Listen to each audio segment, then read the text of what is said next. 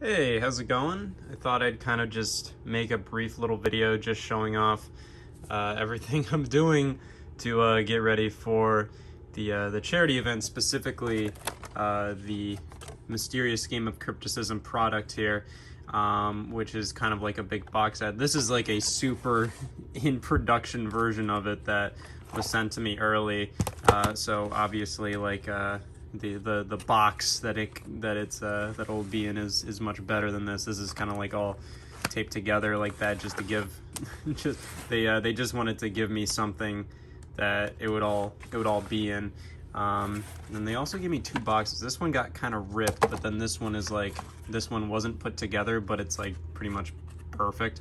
So that's what we need the NES games for. If you don't know, pretty much what this is it's a mystery NES game. It comes with like a box that's the size of a standard NES box, and a manual and a double-sided poster and stuff like that. And then the NES game itself is just an original NES game with a label on top. So it's that's NES Action Football, but you wouldn't know that until you get the game.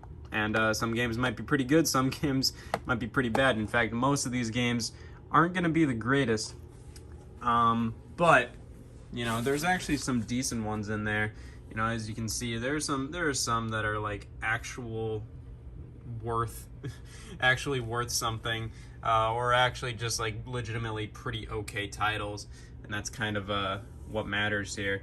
But I think what I'm gonna do is I'm gonna put them all in this box here and ship them out, because I have a lot that I really want to do today.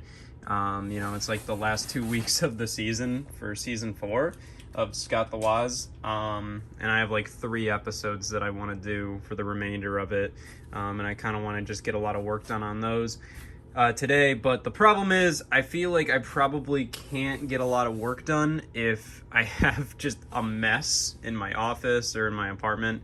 So I think I'm gonna actually pack these up and ship at least some of them out, so then it's at least a little cleaner and I can clean the rest of the apartment and whatnot. But yeah, this is about roughly 400 NES games right there, and I didn't have to secure the first 1,000, so this was limited to 1,000 copies, and Pixel Empire covered those. But then when a lot of people kind of expressed that they were disappointed that they weren't able to get it, and I understand that because they went live immediately when the video announcing the charity went live. A lot of people weren't able to because of time zones and whatnot. Like they might have been asleep, they might not have been at the computer. So I wanted to at least do one more run. So we did a second edition, limited to 500. And the problem was I have to pay for all that, as in they weren't able to cover the cost of the second edition, because the first edition was kind of like a thing where they were able to make it so then all profits of that went to charity. So it cost $65, and $65 of your money went to charity. So it was literally all for charity. This is they were like, okay, well, we can do another round, but if we want to keep it to all profits going to charity, we would have to remove some of the stuff included. We would have to do some stuff, or you could just cover the costs of producing the next 500 and getting all the NES games and paying for the NES games. And I was like, all right, I can do that. It was pretty fun to look for these and secure them. It's kind of fun to go to a game store and say, hey, can I buy all of your NES games? Not all of them. I didn't get all of them from every store, because some of them weren't in the greatest shape, or they weren't, like I already have a lot of copies of Golf and 720 and whatnot. So it's kind of like all right, I'll probably leave those on the shelf or whatnot. But it's honestly a lot of fun, and I think the stores do like it. I'm pretty sure the employees are a little like, all right, well, now I have to ring all these up. Oh, great. But at least, it gets a lot of these games off of the shelf. NES stuff, in my opinion, has kind of peaked a while ago in terms of like people who are really interested in buying them. Prices are still high, or they keep going up, but you don't see as much of like an excitement around buying NES games as there was like probably like 10 years ago. A lot more people are interested in like GameCube and Wii and N64 and that kind of era, because the people who grew up with those consoles are getting old enough to the point that they are nostalgic over them, and they can look back and go, oh man, those were the days, and they want to relive all that stuff.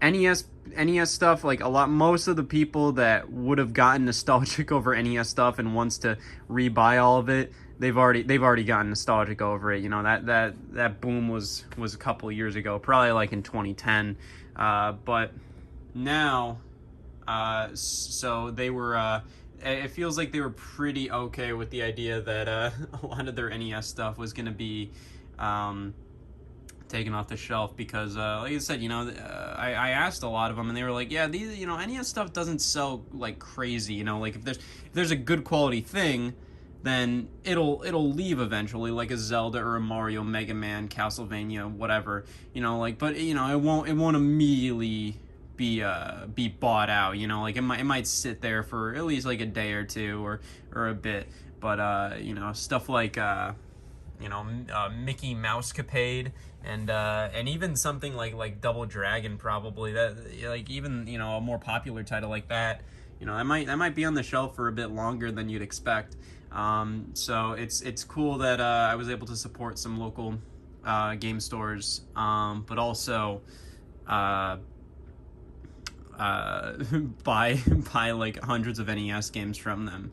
In terms of like how much it cost, it was like like this is about $400, and I'd probably do like a lot of like 100 each, like each. I probably went to like 4 different game stores for all of these, and each one I probably got about 100. Some of them it would usually range from like 500 to 800.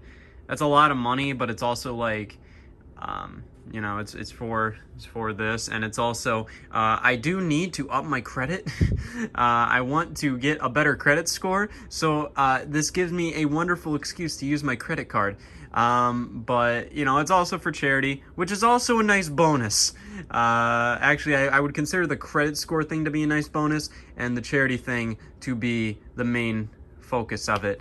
But yeah, there's a lot of reasons why I'm willing to spend a lot of that money. But I also I wanted to kind of handpick a lot of these, because I wanted to give people, I wanted to know that like a lot of the games that were in the lots were actual like really solid titles.